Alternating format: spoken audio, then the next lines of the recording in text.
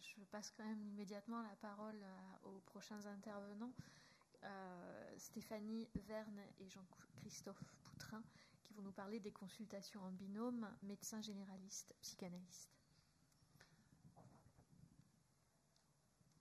Merci beaucoup. Est-ce qu'on a le PowerPoint ?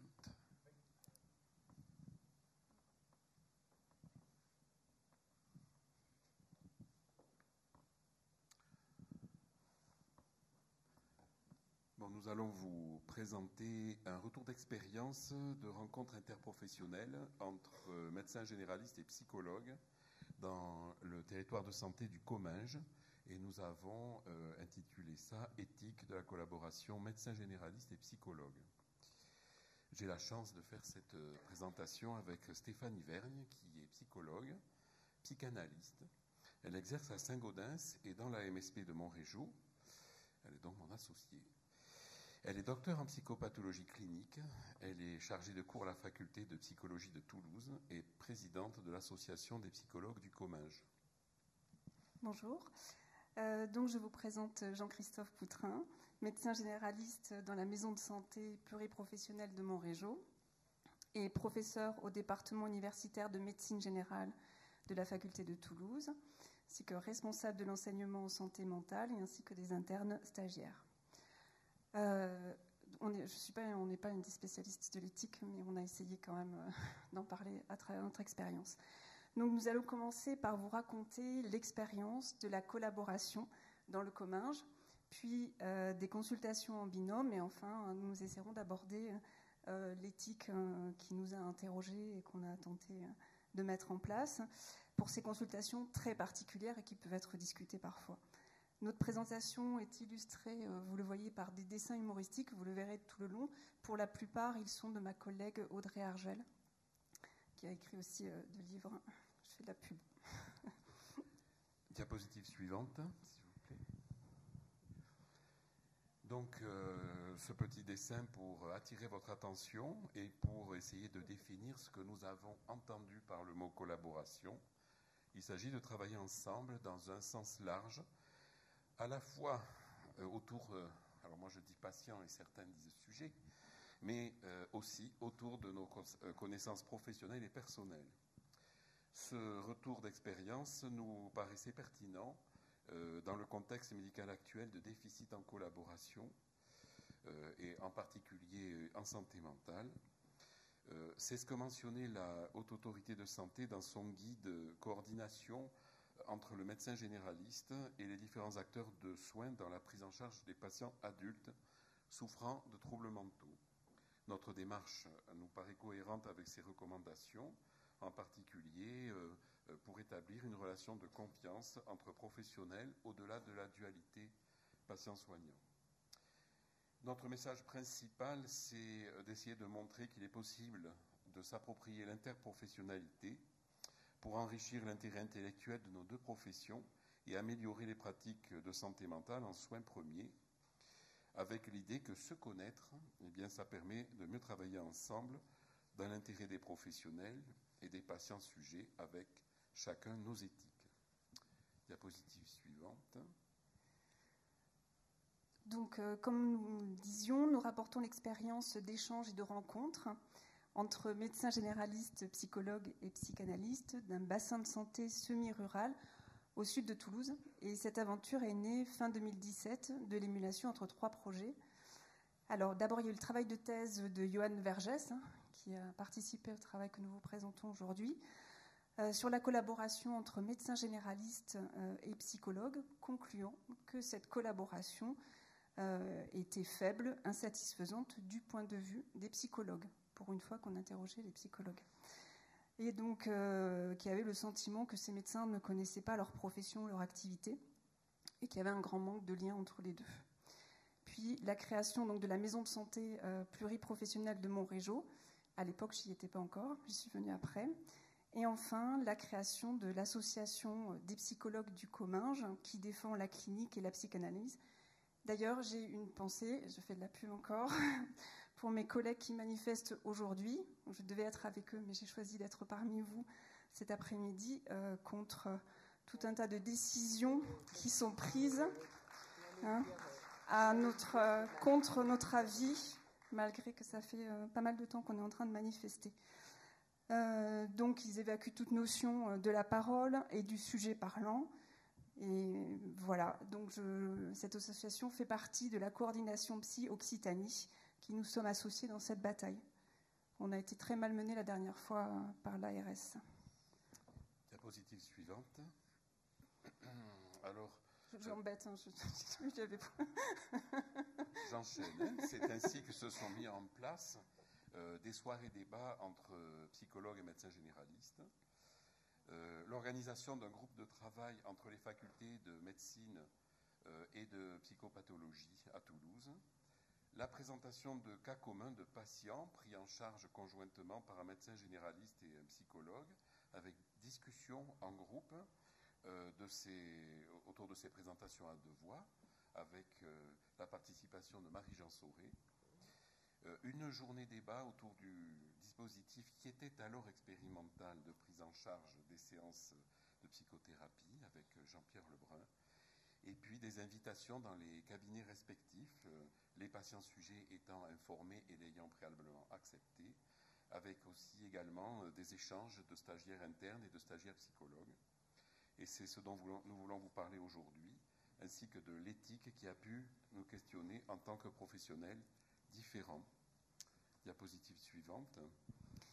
Donc c'est une idée qui a émergé, je vais y arriver, suite à des discussions, des réunions et des lectures. À l'époque, Laurent, il m'avait dit, Stéphanie, c'est pas possible, tu peux pas faire ça. Tu t'en souviens pas? Oui, c'était ça. J'avais dit, mais il nous disait combien c'était compliqué de nous envoyer des patients qui auraient grand besoin de venir nous consulter. Et ils n'arrêtaient pas de le dire. Et ben, oui, d'accord, mais on ne comprend pas, on ne sait pas. Et on a dit, ben, voyons, et pourquoi pas faire des consultations à deux. Donc c'était d'abord un terrain de recherche. Donc on a fait quelques lectures aussi. Donc il existait déjà au sein de consultations de malades chroniques, consultations d'accueil de patients souffrant de douleurs chroniques en binôme médecin somaticien, psychologue clinicien. Moyennant en 2017, des consultations oncologiques, aussi gynécologiques auprès de femmes avec des problèmes d'infertilité, et au sein d'une PMI, médecin psychanalyste, Dr Fritz et Monique Tricot, qui étaient psychanalystes, en 2016. Donc toutes ces innovations se présentaient uniquement en institution, ça n'existait pas alors en libéral. Diapositive suivante. Nous avons trouvé 3 objectifs à ces consultations. En premier lieu, comme nous venons de le dire, se rencontrer, observer, échanger, comprendre, rencontrer l'autre professionnel et découvrir son intimité professionnelle. Ensuite, appréhender, questionner et mettre en perspective les pratiques et surtout les différences de pratiques pour dépasser nos clivages. Et ça nous permettait, nous le pensons, de mieux connaître nos pratiques mutuelles auprès du patient, d'illustrer les différentes phases d'une psychothérapie et de la complexité de certaines situations. Et troisièmement, analyser les réactions des patients sujets, observer les effets du croisement des regards, de l'irruption de ce troisième acteur qu'était l'autre professionnel dans le dialogue avec le patient. Et quelles étaient les réticences éventuelles à aller consulter l'autre ou au partage d'informations. Diapositive suivante. Donc ça nous a amené bien sûr pas mal de questionnements quant à l'éthique, le droit qu'on avait de faire ça, mais on y reviendra plus tard. Il y avait 3 cas possibles. Le psychologue au cabinet du médecin généraliste, on a commencé par ça. Il s'agissait d'une sélection de patients du médecin avec des problématiques psychiques, c'était important pour moi. Je n'avais rien à faire de la grippe et j'avais peur de l'attraper. Donc c'était des consultations d'environ une demi-heure. Et dans ce cas, les patients étaient ceux du médecin. Il y a eu des consultations aussi avec des patients inconnus des 2 professionnels au sein d'un cabinet d'un autre médecin. Ça a été un peu plus compliqué parce qu'une demi-heure ne suffisait pas puisque ni l'un ni l'autre les connaissions. On avait besoin d'informations ou de laisser du temps au sujet pour parler. Et enfin, le médecin se rend au cabinet du psychologue ou psychanalyste. une demi-journée avec diverses situations, enfants, adultes, premier entretien, analysant. Il y en a qui ont accepté. C'était une façon de leur montrer un petit peu comment on travaillait. Et là, c'était le temps du sujet. Donc il y avait bien sûr des préalables. Le médecin et le psychologue avaient déjà communiqué, ils se connaissaient, ils avaient déjà parlé. La relation, on pouvait dire, était fluide, ils se supportaient. Au début, on était en colère après les médecins. Il a eu quelques procès comme ça, lors de soirées avec du vin rouge. Voilà. Et donc les patients étaient informés, ils avaient donné leur accord. Je redemandais leur accord quand ils arrivaient dans le cabinet, et ça pouvait changer d'un moment à l'autre. Diapositive suivante. Alors, ce qui a changé dans nos représentations, nos regards, les connaissances, les échanges, les interactions, les prises en soin des patients. Donc, on a pu partager nos regards et nos points de vue, puisqu'il y a eu échange au cours des consultations, mais aussi, bien sûr, avant et après. Mais aussi d'observer les langages et les outils professionnels utilisés. Et donc, l'idée était de rompre l'isolement des prises en charge de santé mentale et d'accélérer la compréhension de situations de patients. Et donc, parmi les questions qui se posent, comment permettre que la confiance envers le médecin puisse se passer au psychologue et comment travailler avec la résistance du patient qui met en péril la guérison. Pour les psychologues cliniciens, la thérapie est basée sur le transfert, c'est-à-dire ce que le patient vient rejouer avec le professionnel et le pouvoir qu'il lui donne. Le professionnel est le sujet supposé savoir, c'est-à-dire que le patient suppose que cette personne a le pouvoir de guérir. Au fait de la collaboration mise en place au sein du COMINGE, il s'est avéré que la complexité était que le patient du médecin, avec un transfert important, avait du mal à faire confiance au psychologue. L'idée est donc d'une sorte de passation de transfert, car il est indéniable que si le patient ne connaît pas le psychologue ou ne lui fait pas confiance, ça s'avère difficile. Et donc on pourrait parler de transfert de transfert. Diapositive suivante. Donc quel constat avons-nous fait ? Premier constat, tous les patients se sont prêtés à l'expérience, sauf une petite fille qui avait peur que le médecin lui fasse une piqûre. La parole s'est libérée, et, c'était assez intéressant. Maintenant, d'autres éléments, la confiance semble s'être établie en général, appuyée par l'autre professionnel. Ça a permis parfois d'affiner le diagnostic, de déclencher ou de conforter des orientations vers des psychologues, d'envoyer vers des collègues, d'autres collègues, ou d'amener des explications sur le traitement quand le médecin était présent auprès de nos analysants. Deuxième constat, ça réduit l'angoisse du professionnel face à la responsabilité et augmente l'effet thérapeutique par le double transfert qui se déroule. Transfert positif, mais des fois qui peut être négatif, me dépêche. On a eu des séances surprenantes, ce que je parlais de procès, il a eu procès des psychologues, mes collègues, mais je ne sais pas si c'était toi ou si c'était Johan qui a eu des procès de patients qui étaient très en colère après les médecins. Il a su se taire. Moi, je pense que c'est un intérêt pour le psychologue, encore mal connu ou peu reconnu, puis tous les amalgames psychopraticiens, etc. Diapositive suivante. Donc pour en venir enfin à l'éthique, on a essayé de comprendre un petit peu ce qu'on pouvait vous dire là-dessus. Les consultations sont modifiées. C'était au début un terrain de recherche à la réponse et elle est passée à la réponse à une demande. Aujourd'hui, pour l'instant en tout cas, on ne prend plus une demi-journée pour aller au cabinet de l'autre, sauf les internes ou stagiaires. Et puis c'est face surtout à la pénurie de médecins généralistes et de psychiatres.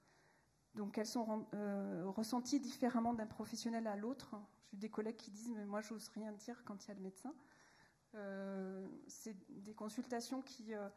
aujourd'hui, il vient 5 minutes avant, on prend 2 minutes pour parler. Il y a la consultation et puis on échange ensuite dans l'après-coup. Pour ma part, elle est reparlée dans l'après-coup avec le patient. Certes, le cadre psychanalytique est complètement modifié. On pourrait dire peut-être que ce n'est pas de la psychanalyse. Mais est-ce que c'est pas ça la clinique, la psychanalyse, tenir compte de la parole du sujet et de sa demande? On reste bien différent de toute façon, le médecin et le psy, dans la façon d'aborder le symptôme, ça c'est certain.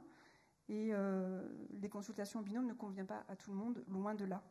Mais mon éthique, c'est de ne pas laisser un analysant ou un patient en perdition avec des traitements mal supportés, voire totalement arrêtés, des souffrances que le cadre psychanalytique ne permet pas à lui seul de contenir. Donc je pense qu'aussi on a une fonction de garde-fou de la parole du patient vis-à-vis du médecin, et qui, lui, le médecin, il est souvent dans l'efficacité, l'urgence, contrairement à nous qui laissons le temps au temps, et ils sont très attentifs aux patients. Donc on n'a pas toujours été en réussite, hein. La plupart du temps, oui. C'est arrivé une fois où ça n'a pas été le cas, parfois en échec.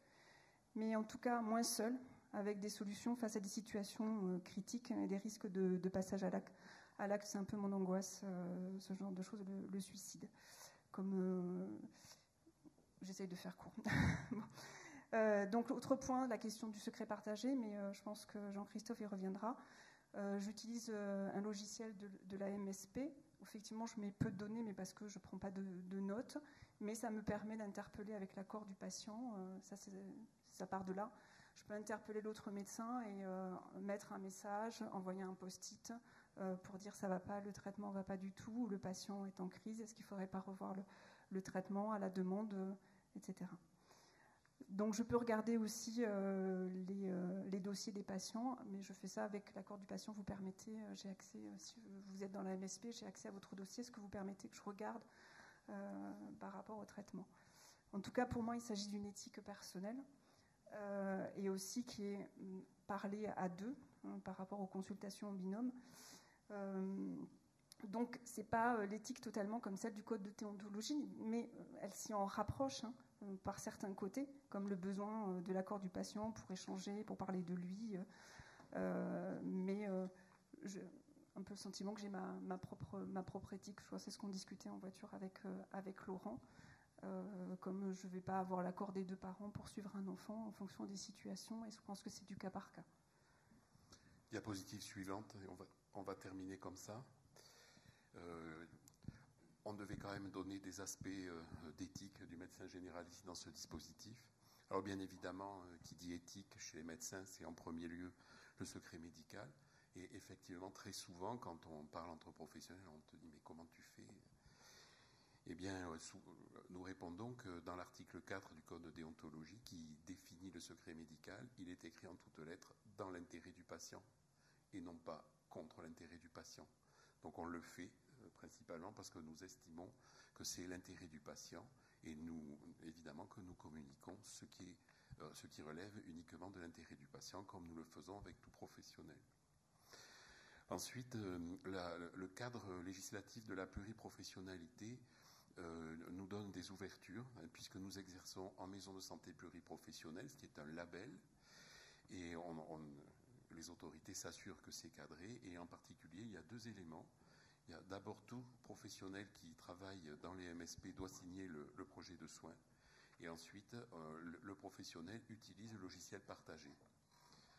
Ce sont ces garanties qui sont considérées comme signifiantes. À savoir que l'accord dans une maison de santé pluriprofessionnelle, l'accord du patient sur le partage de ses données est présumé. C'est les textes qui le disent. Bien évidemment, dans le contexte que nous décrivons, eh bien, nous lui demandons son accord formel à chaque fois. Nous pensons que c'est l'intérêt des patients, ensuite, de travailler comme ça, l'intérêt tout court, parce que, comme assez souvent, eh bien, on est plus fort à plusieurs, surtout quand on a des compétences regroupées. Et ensuite, parce que, comme ça a été évoqué par Stéphanie, nous évoluons dans un territoire qui est dramatiquement pauvre en démographie médicale, et en particulier en psychiatre, où il n'y en a qu'un ou deux, et en pédopsychiatre, il n'y en a pas du tout. Je veux quand même bien évoquer l'intérêt du médecin, parce que je dois dire que je suis passionné par ce dispositif que nous avons mis au point. On a accès au concept des psychologues. Je n'ai pas dit qu'on est d'accord avec tous les concepts, mais au moins on se les fait expliquer, c'est déjà bien. Ensuite, il n'est pas facile de présenter un dispositif thérapeutique quand on ne le connaît pas. Et là, je peux dire aux patients, j'ai été voir, j'ai pas dit j'ai testé pour vous, j'ai dit j'ai été voir et on peut présenter, il y a des patients qui en ont besoin, ça peut les rassurer. Et ensuite, ce travail en équipe, ça permet de ne pas lâcher les patients. Parce que quelquefois, des patients nous disent, vous vous débarrassez de moi, ça arrive, c'est pas exceptionnel, je n'en dis pas du tout. Si vous voulez, je viendrai avec vous, vous commencez le travail et on voit comment on s'organise. Et puis, je vais faire très court sur l'intérêt universitaire. Moi, ça fait 25 ans que je suis à la faculté, et ça fait que quelques années que j'ai pu rencontrer d'autres professionnels au niveau facultaire. Et donc, j'en suis extrêmement heureux. Et donc, pour vous satisfaire, on va s'arrêter là. Merci.